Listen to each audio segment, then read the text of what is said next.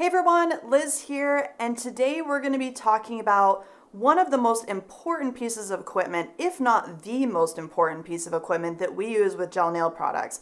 And this also applies to any UV cured nail product, whether it be polygels or any UV cured acrylic, any of that stuff. Our lamp is one of those things that I have actually talked about lamps across a lot of different videos over the years, whether it be on social media, on my YouTube channel, even I've done some deep dives within the Nail Hub TV already on lamps, as well as in my course. Lamps are something I could talk about till the end of my days and probably still not be able to provide as much information as I need to provide to all of you to show you the importance of how your lamp choice really plays a huge role in the successful outcome of any of your gel nail product applications. It also plays a huge role in our nail health and in our body's health because we want to make sure that our products are polymerizing to safe levels. Now, when I first started with gel nail products, I did not understand what the lamp was for. I didn't understand that there were differences across lamps. I made the same assumption as everybody else, which is, hey, if there's people selling lamps, those lamps must work with any of the products on the market, right? Because why would somebody sell a lamp that doesn't work or doesn't cure my products properly? And then as I started to learn more and more about the chemistry behind gel nail products and also the chemistry that goes into our lamps, I started to realize that, wow, there is a lot more to this than just this little tip of the iceberg that I saw in the beginning. And I remember thinking that the lamp was just some kind of mysterious box that I put my hand into and out came hardened product. And I didn't understand a lot of these different things. So as I've learned more, I've started to share more information with all of you because I do think that a lot of us start in the same position where we make that same assumption. We don't realize that our lamp plays such a pivotal role until we start to have some of those bad experiences, and hopefully those bad experiences don't get to the point where we're developing allergies or our clients are developing allergies. And unfortunately, I do hear about that from certain people. So let's deep dive into lamps one more time because I always feel like every time I talk about lamps, I provide maybe some additional nugget of information. So if you've seen a lot of this content before, it's great to listen to it one more time. But I also encourage you to watch this video with me because I do think there's probably going to be something I say that I haven't said before. I try to be consistent, but it is one of those things that every time I go through this, I end up adding one more little nugget. So if you're new to this, get ready to dive in. If you've seen some of my content about lamps before, I definitely recommend you watch this one more time because every time I go over it, like I said, there's more and more information that comes out and the technology is also changing. So let's dive into lamps. All right, so in order to understand what our lamp is doing, we have to back up to our high school chemistry lessons. Now, this is information that you might remember from high school chemistry. I think a lot of us tune out a lot of what we learn in high school. So it's a good thing to just revisit this information. So the electromagnetic spectrum is a full range of wavelengths that represent different frequencies that we come across in our world. And part of that is the visible light spectrum that we can actually see with the naked eye. So on this list, if we look at that gray bar on the top, you'll see that we have things like X-rays, which we use to be able to see our bones. We then have ultraviolet light, which is what we know to be part of gel nail curing, but can also be part of what the sun produces, how we create a nice bronze tan on our skin. Then we also have infrared. Infrared is very popular for health purposes. It can be used in saunas. It can be used in red light technology for collagen production. Infrared can be used for all kinds of different things. We also have microwaves, which a lot of us are very familiar with microwaves. We also have radar, which our police officers use to give us speeding tickets. We have radio waves that allow us to listen to radio channels across long distances. We have different kind of broadcast bands. And so really what we have down here is very short wavelengths to very long wavelengths. And then in between, we have this rainbow right here, which this rainbow is where it sits. But if we expand it out so that we can see it a little bit better, we have where it touches ultraviolet light on this side and where it touches infrared on this side. And in between are these wavelengths that we can actually see as colors. So we have everything from violet all the way to red. So if we flip this chart around, we'll have the longer wavelengths on this side and the shorter wavelengths on this side. But I wanted to show you this because it has this really nice representation of what wavelengths look like. So radio waves, like I said, are very, very long wavelengths. They have long distances between the peaks, which is that measurement that we'll go over in just a second. And the reason why radio waves are used for things like transmitting music to our cars, etc., is because they're able to travel very long distances. So longer wavelengths are not as potent of a signal, but they can actually travel very, very long distances. Whereas X-rays and gamma rays are very, very short wavelengths. They're very, very potent wavelengths, very high energy and very high frequency wavelengths, but they're not able to travel very long distances. So if you've ever had an X-ray done of your bones, you know exactly how close the camera needs to be to your body in order to capture that bone image. Whereas radio waves, we can be 30 to 50 miles, even longer distances away, and still be able to hear those signals from our radio in our car, just as a simple example. Okay, and then right in between, like I said, we have this visible light spectrum that we'll blow out and talk about how it relates to our gel nail products.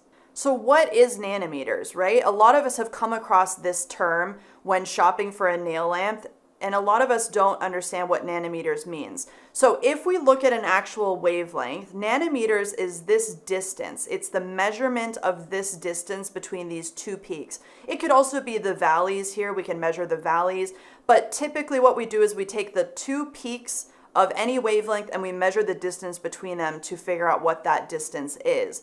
Lambda is actually the symbol for wavelength, and that is the 11th letter of the Greek alphabet. So if you ever see this lambda symbol, that is basically the scientific letter used to represent this wavelength distance.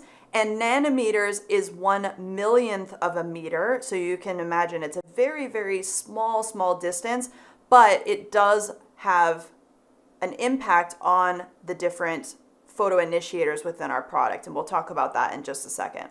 All right, so what wavelengths apply to UV cured gel nail products? Well, if we go back to our original chart and we're looking at the visible light spectrum, we are interested in this area here when it comes to our gel nail products. So we have ultraviolet light. Traditionally, UVA light was used to cure nail products. And now we're moving into a different level of technology, which is called LED, but what it really means is it's this near UV light. It's in that violet light side of the spectrum.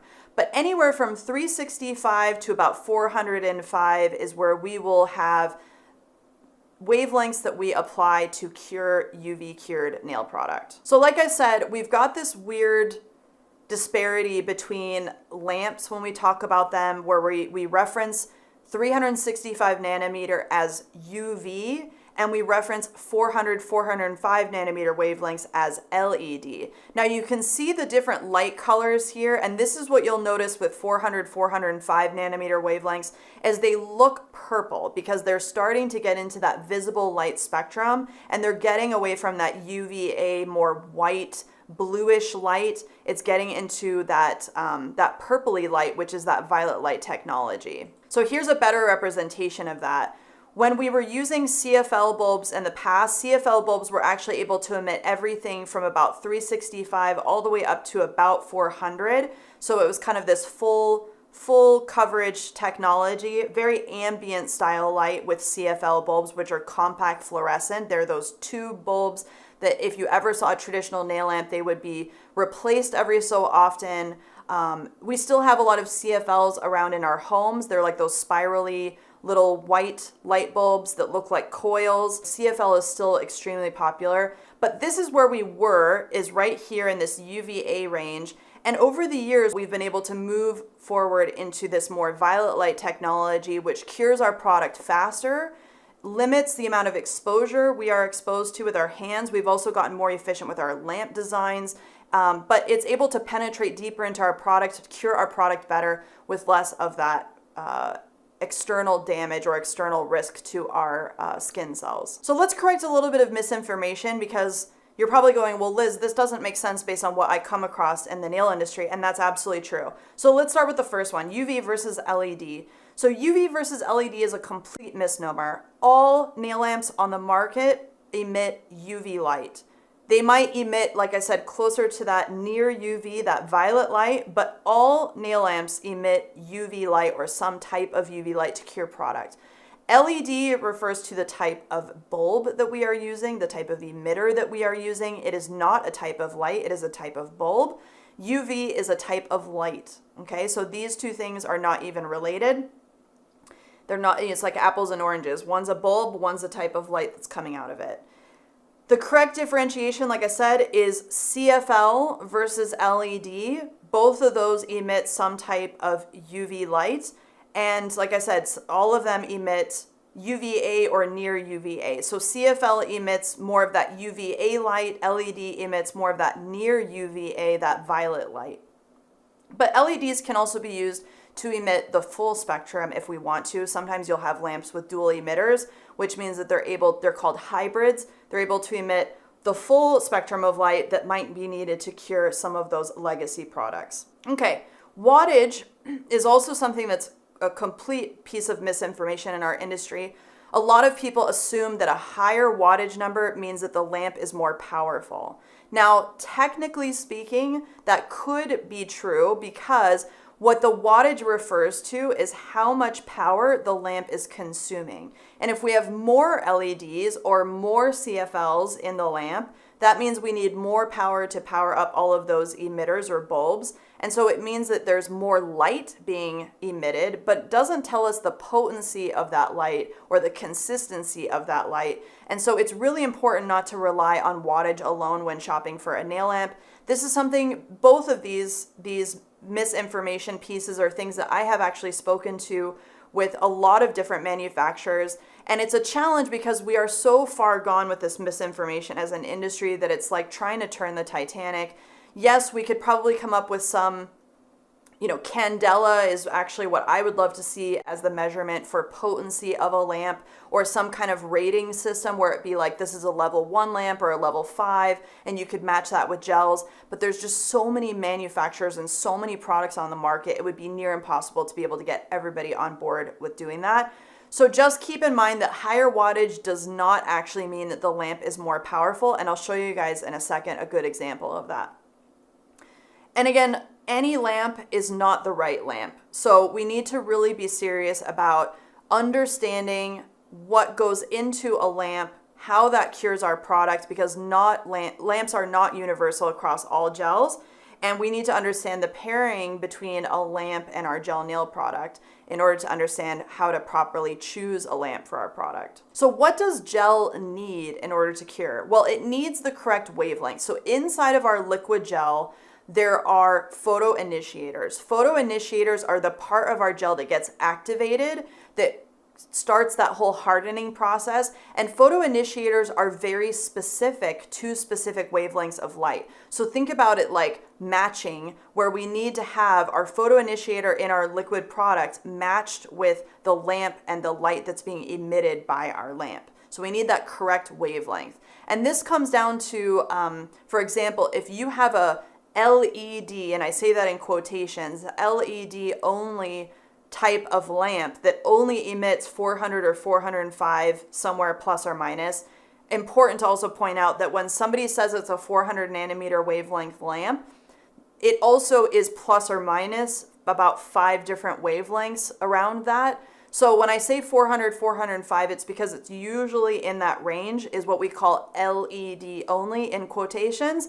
And if we have a lamp like that, it will not cure legacy gels. So legacy gels relied on that more UVA technology, that 365 nanometer light. And so if you take an old gel that was produced during the time frame when we didn't have this 400, 405 nanometer wavelength light, it won't cure in that lamp. So if you've ever had that where you put a gel into an LED lamp and it just did not cure at all, it's probably a legacy style photoinitiator system that is just not set up for that violet light technology. Intensity is also really important. So we need to look at not just wattage, not just power consumption of our lamp, but how much potency of light are we actually emitting, right? We want to make sure that we have enough light and the right type of light. And quantity is also part of that too, right? We need to look at the amount and quality of the LEDs. So how much light, but also how potent those wavelengths are. The proximity is also part of that too. So like I was talking about with x-rays, if we are too far away from the light source or too far away from that x-ray camera, those wavelengths will fizzle out by the time they get to where we need them to be. So we need to have the proper proximity, and that's usually why lamps have a very compact design where the lights are very close to our fingernails so that those wavelengths don't fizzle out by the time they reach our nail product. And that's also one thing that we can do for flash curing is we can control that proximity to lessen the effect of that polymerization reaction and slow it down. And all of these factors lead to an optimal cure when we're talking about the amount of time. So when we have all of these different factors, and then we also factor in how much time our gel needs to be exposed to these factors, we come up with what's called an optimal cure. So the latest recommendation for optimal cure time is actually 60 seconds, and I'll show you guys why. So let's use a very, very simple lamp comparison. We've got the LE mini dot on the left, and I used this as an example just because since it is a mini lamp, a lot of people assume that it can't cure a lot of products properly. And on the right, we have a full-size generic lamp, which Sun UV is a manufacturer out of China that produces a lot of lamps for lots of different companies. You'll also come across them on Amazon and things like that. But Sun UV, honestly, they can produce high quality lamps, but most of the lamps that they are putting out underneath their own brand, they are very high wattage and very low quality. I've tested a lot of them, and one of the ones that I tested was this Sun X5, which is a very, very high wattage lamp. It's an 80 watt lamp versus this 6 watt mini dot lamp. And so a lot of people would look at this 80 watts and go, oh, that has to be a more powerful lamp than 6 watts. But the difference in the actual emittance values is pretty crazy. So this is the intensity of the light. This tells us how much in each square centimeter of space inside the lamp that we are getting some milliwatts exposed onto our nails. So here we have 45 milliwatts per square centimeter, and here we have 25. So this is almost half the intensity that we have in the mini dot lamp. Now, we also have the joules, which energy is measured in joules. This is millijoules, but joules is the way we measure energy. So here we have 1,400, a little over 1,400 millijoules per square centimeter, and here we have 2,700. So because we're measuring this in square centimeters, we can actually come up with an apples to apples comparison of this amount of space versus this amount of space, 1 square centimeter of space, how much energy is actually being emitted onto that 1 square centimeter. And this is in the same cure time, 60-second cure versus 60-second cure. So a 6 watt lamp is almost twice as powerful as an 80 watt full-size lamp. That's pretty crazy. Also, another example is a full size versus a full size. So here we have the Accents Hybrid Pro versus the Sun X5. And you can see that this is 4 times more powerful than the Sun X5 lamp. This is a 36 watt lamp. This is an 80 watt lamp. So how is this possible? Well, 80 watts refers to the amount of energy that's being consumed by the lamp. So if this lamp has more low quality LEDs, it will be consuming 80 watts of power. Whereas this one is using less LEDs in the lamp, but it is using higher quality components. So it's able to use less electricity while producing more intensity of light than this product, okay? So it's a really, really interesting thing because like I said, a lot of people are shopping for a lamp based on wattage. And look at these price points. I mean, price point really is a good indicator of quality. You've got a $28 lamp versus a $250 lamp. A lot of people go for the $28 because they're going, well, it's an 80 watt lamp. It's got to cure my product properly. And it's a heck of a lot cheaper than this $250. So I'm going to go for these guys. But what's happening is it's not giving you the same amount of effective curing as a high quality lamp is. So when we look at curing level experiments, this is where we start to understand what's actually happening inside of the lamp and inside of the product. So one of the byproducts of polymerization is heat. When we create these cross-links in our product, heat is released every time one of those bonds is created. And we're going to get into polymerization. We're going to deep dive into polymerization. And also, I wanted to mention that inside of my Gel Nail Fundamentals course, I go over a lot of this information in the first several lessons. And this is part of your Nail Hub TV membership. So go and click on my Gel Nail Fundamentals course if you have not taken it yet. It is very, very educational. And I recommend you go through a lot of this information about polymerization because it's going to really open your eyes to how your product hardens and why it's important that we actually get that product to harden to safe levels. So even beyond it physically looking hard, inside of the product itself, we are able to measure, is it actually reaching the full level of polymerization possible for that given product? So we're able to look at these charts of heat that is produced in that first few seconds of light exposure and then how it tapers off. And we're able to measure this several times. Now, Doug Schoon, who is one of my colleagues and he's a brilliant chemist, he came up with a tool that measures the heat, the very, very precise heat that is emitted by our product when it is curing. And we're able to see, is the product fully curing after 60 seconds or all the way up to 5 exposures in our lamp. And this is how we know whether or not we've got our lamp actually properly curing our products. So let's take a look at what the results of an experiment like that are. Well, after a 60-second cure, which all of the data that we've looked at, it's interesting because our industry has gone from 3 to 5 minutes of curing when we had CFL bulbs as our curing source. And then we moved into LED technology, and the LED stuff allowed us to cure our products much faster. But some companies are actually recommending 10, 20, 30 seconds of cure time for their products. And what's interesting is every time that I have talked to Doug about this, or any of the industry chemists, they're agreeing with me that it's almost impossible to get the full possible cure out of a product in 30 seconds, even with the best quality LEDs. The new recommendation for all products, regardless of what's listed on the bottle or on the jar, is 60-second cure time. So if you're currently using 20 or 30 seconds as your full cure times, I do recommend that you up that to 60 seconds because you're going to actually be able to polymerize your product much better, much more thoroughly than at the 30-second level. So after a 60-second cure, I'm using that Hybrid Pro lamp that I showed you before and the Sun X5 lamp. After a 60-second cure of Shine On, for example, this Hybrid Pro lamp was able to cure it to 98.3% after 60 seconds. The safe, quote-unquote, safe level for polymerization is somewhere around 70 to 75% cured. That basically means that we have a lot less free-floating monomers in it. Everything has pretty much cross-linked, and there's very, very low risk of it leaching out or causing any type of product breakdown, service breakdown, or any type of risk of allergies. 75% plus is considered a safe level. You can see that we were able to reach well beyond that in 60 seconds of curing Shine On in its matching lamp. 98.3 is probably the best you're going to get on a 60-second initial cure. I then cured that same Shine On top coat in the Sun X5 lamp. I got a 63.4% cure rate in that same product.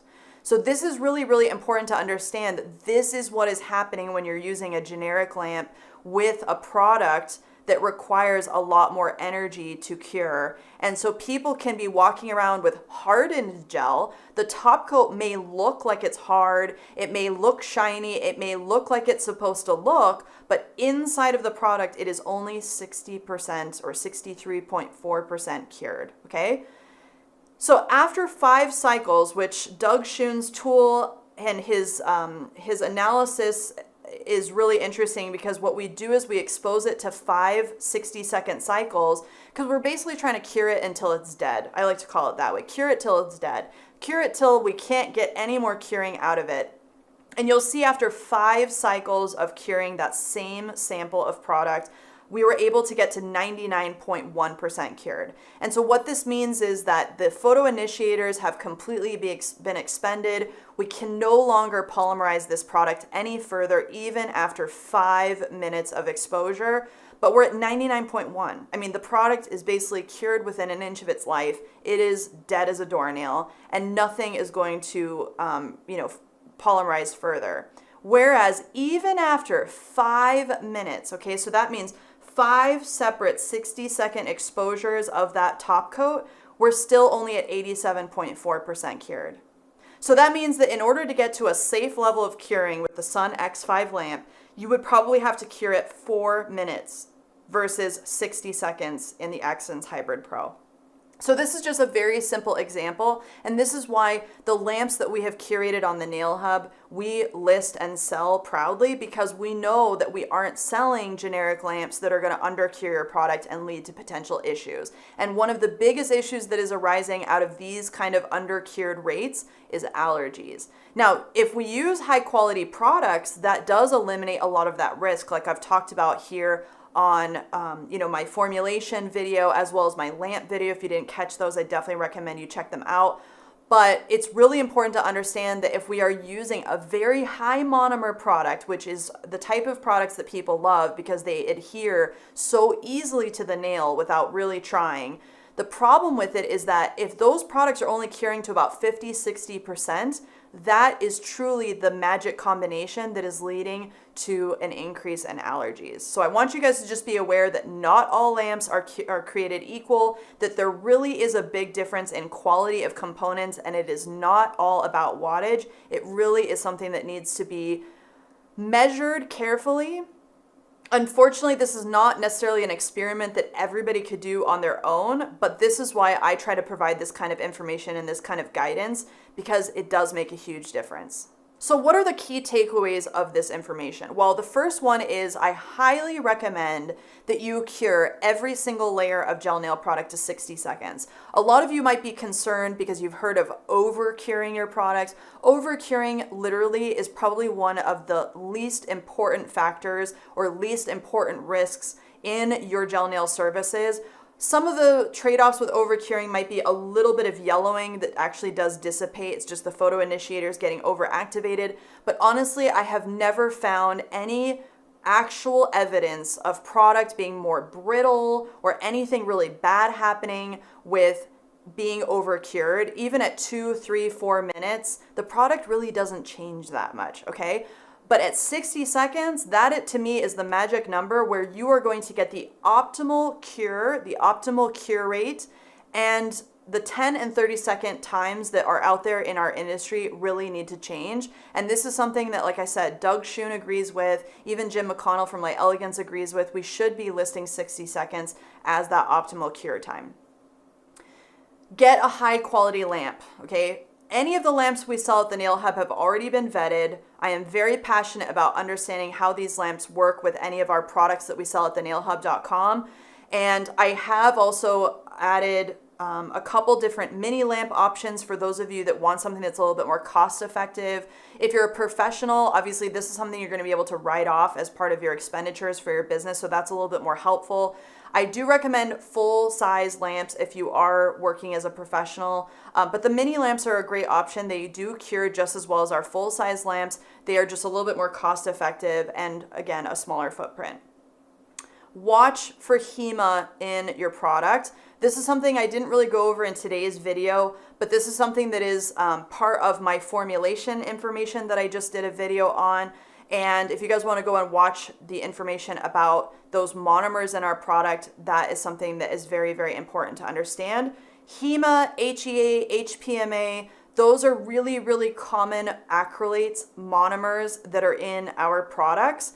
And like I said, when they are free floating, when they aren't being fully polymerized, they can create a potential risk for allergies. So we want to look at what our products actually have as far as ingredients, and 2, make sure that we are fully curing that product as much as humanly possible to make sure that we don't have any of those free-floating monomers left, even in a product that looks like it's hardened.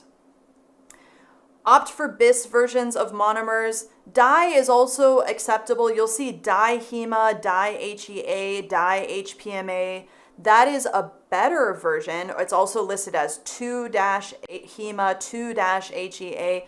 That is a bigger molecule than just straight HEMA or straight HPMA or HEA, but it's not as big. So this is something that's really important, and we'll talk about this as we go through polymer chemistry as well. And ask questions and review what you own. If you want to reach out to me, support@thenailhub.com. If you want to comment below this video, if you need help reviewing your equipment, definitely reach out. I am more than happy to help you guys. But also ping those manufacturers that you might have purchased product from and ask these types of questions. It's really important to actually push this conversation because it is something that is not happening as much as it should. It's not as open as it should be. And I do want you guys to be really invested in researching what you're purchasing before you do so. And here's also some abbreviations and vocab just to take with you. So light emitting diode is what LED stands for. CFL is compact fluorescent lamp. Ultraviolet is represented by UV. And then today you also learned what nanometers means. Thanks so much, and I'll see you guys next time. Bye.